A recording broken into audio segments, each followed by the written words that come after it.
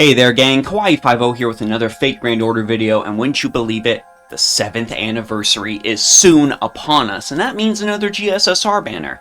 I'm sure we're just going to have a nice, tiny pick of some really great servants on these banners, and they're not just going to throw way too many banners at us and give us choice paralysis with so many characters absolutely out the wazoo. Right? Right?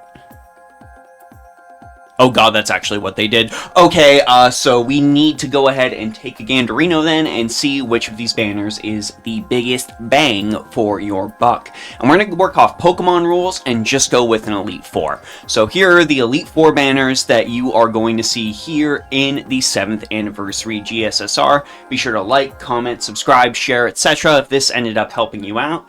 And that would really help me out, trying to get to 10k subs by the end of this year, and I would really appreciate any help you could put towards that. Alright, let's go ahead and take a peek. So out of these 20, and yes, I said 20 banners we've got listed here, the first one I would think of note is going to be the 6th banner, also known as Lancer 2. Of our 5 stars we have on offer, you are either going to get Melusine, Romulus Kyranus, or Sakamoto Ryoma Lancer. Of these 3, if you want to get technical about it, Sakamoto Ryoma Lancer would technically be the L in comparison on this banner, but these are still 3 high-quality servants at the end of the day.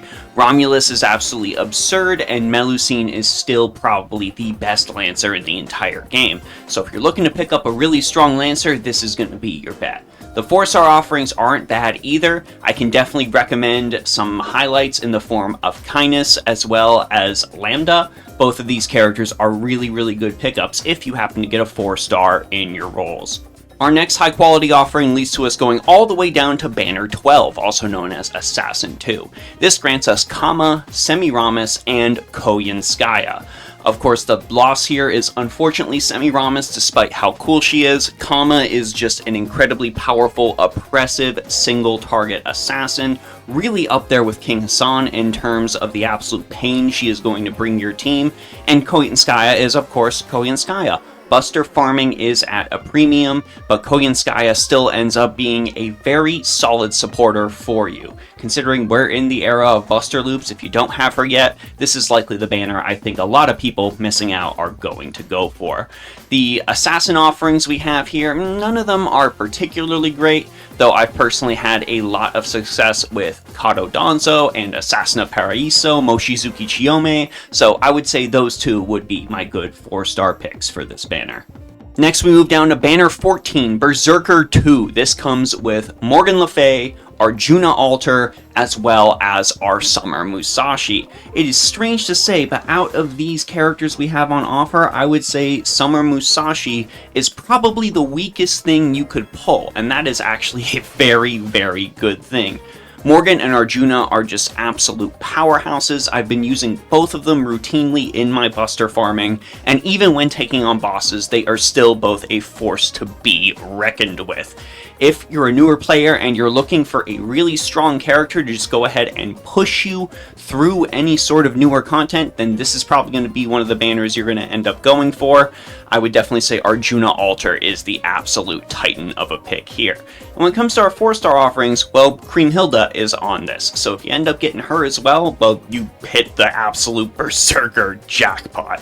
And now the final banner I think is really of note. That is going to be Banner 17 Extra 3. This comes with 3 Rulers, 2 Avengers, and 1 Moon Cancer character in the 5-star offerings. Of course, Taira no Kagekiyo is going to be a lot of people's can't-miss pick. She is an incredible Last Stand servant, does some amazing damage, and a lot of people use her in solo and Last Stand runs. So she is definitely going to be who a lot of people are gunning for. If you're missing out on Arts Farmer, well, Summer Kama is probably going to be who you're most excited to get. She is excellent in the terms of arts farming, as is Moon Cancer Kiara. I'd say both of them are pretty comparable at this point. Ruler Moriarty, of course, has the absolute newness about him, so I think a lot of people will also go for him and be pretty excited if they missed him on his first banner. This is technically the first time he's showing up again since he was initially run, so this is your next chance to go ahead and snag him. We've also got some pretty decent offerings in the 4-star pull. Estrella is a fantastic ruler, and we've got, of course, Mysterious Heroine XX, who I used to beat a certain fluffy boy in Lost Belt 6 fairly easily. I think she's absolutely one of the best foreigners in the game. But strangely enough, no other foreigners on this banner other than her. And those are going to be my Elite Four when it comes to these banners. Now, did you notice something as I was picking out these different banners? If you happen to go to the wiki and look at the list of all 20 banners, most of the ones I ended up picking were the ones with the fewest amount of 5-star servants.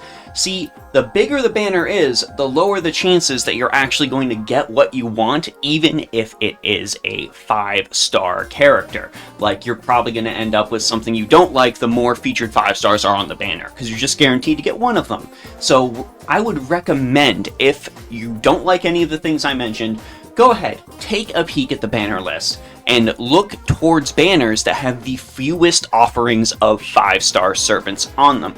This is going to be your highest chance to go ahead and get what you want. I seriously believe that you need to take this route if you are looking at characters. If there is a character that you're like, well, maybe I want them, but their banner is fairly packed with different 5-star offerings, you might want to prepare yourself to be set up for disappointment, because the odds are just unfortunately not as in your favor as they would be with a guaranteed 5-star. So look for those banners with the lowest population of 5-star servants, and I'd say you have the highest chance of getting exactly what you wanted with your paid Saint Quartz.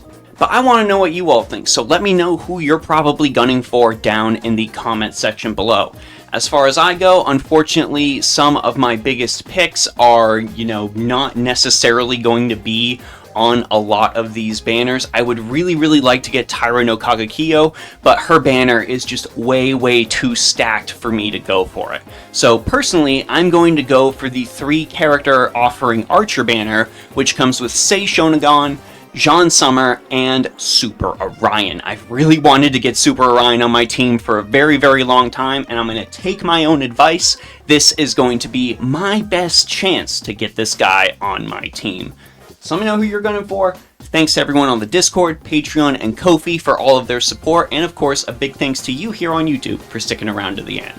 That's it for me, Kawaii50. I hope you all have a phenomenal day, and I will see you all in the next one.